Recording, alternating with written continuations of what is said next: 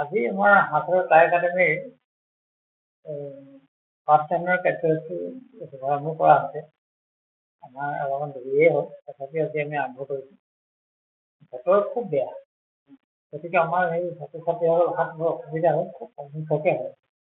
অৱশ্যে আমাৰ ইয়াত ছাত্ৰ ছাত্ৰী বুলি কওঁতে একেবাৰে প্ৰাইমেৰী স্কুলৰ পৰা বৃদ্ধ বয়সলৈকে আছে ছাত্ৰ। গতিকে বয়সস্থসকল আজি আছে, পাঠদানত অংশগ্ৰহণ কৰিব, কিন্তু সৰু সৰু ছাত্ৰ ছাত্ৰীসকল আজি অহাত বহুত অসুবিধা।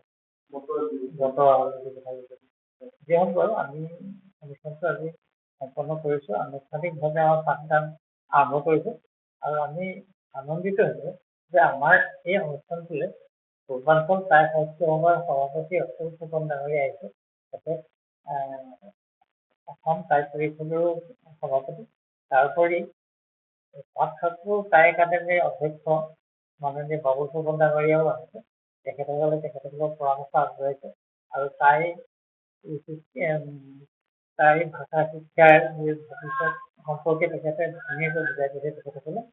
আৰু সেইটো আমি ভাবিছোঁ আমাৰ প্ৰস্তুত ৰাইজসকলে উপলব্ধি কৰিব আৰু তেখেতসকলৰ ছাত্ৰ ছাত্ৰীসকলক ইয়াত টাই ভাষা শিক্ষা ল'বৰ কাৰণে আগবঢ়াই দিব।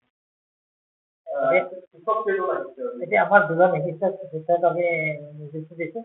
এগৰাকী হ'ল দুলুমণি চুতীয়া আৰু আনগৰাকী হ'ল শ্যামন্ত চুতীয়া।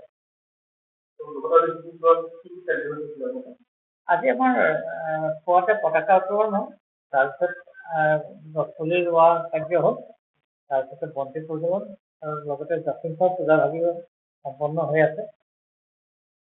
সেইখিনি কাৰ্যসূচী আৰু তাৰপিছতে আমাৰ এতিয়ালৈকে আমাৰ এডমিশ্যন লোৱা হিচাপত 20জন মানে হৈছে, কিন্তু আটাইখিনি এতিয়ালৈকে যিখিনি মানে তথ্য সম্পূৰ্ণ কৰিব লাগে তাকে আদি কৰি সম্পূৰ্ণ কৰিব পৰা নাই।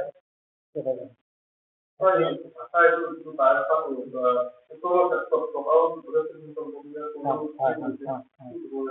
সম্পৰ্কত আজি আমাৰ টাই পূৰ্বাঞ্চল টাই সাহিত্য সভাৰ সভাপতি অতুল ফুকন ডাঙৰীয়াই খুব ধুনীয়াকৈ কৈছে কথাখিনি যে চৰকাৰে বিশেষ পদক্ষেপ গ্ৰহণ কৰিছে আৰু চাকৰি সৃষ্টিৰ কাৰণেও যথেষ্টখিনি কৰিছে আৰু এই ক্ষেত্ৰত পূৰ্বাঞ্চল টাই সাহিত্য সভাই যথেষ্ট মানে চেষ্টা কৰিছে।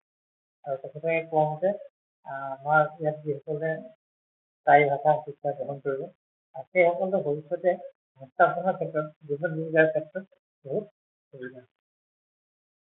যিকোনো খবৰৰ বাবে যোগাযোগ কৰক 7099017330 লগতে 7099017110 নম্বৰত।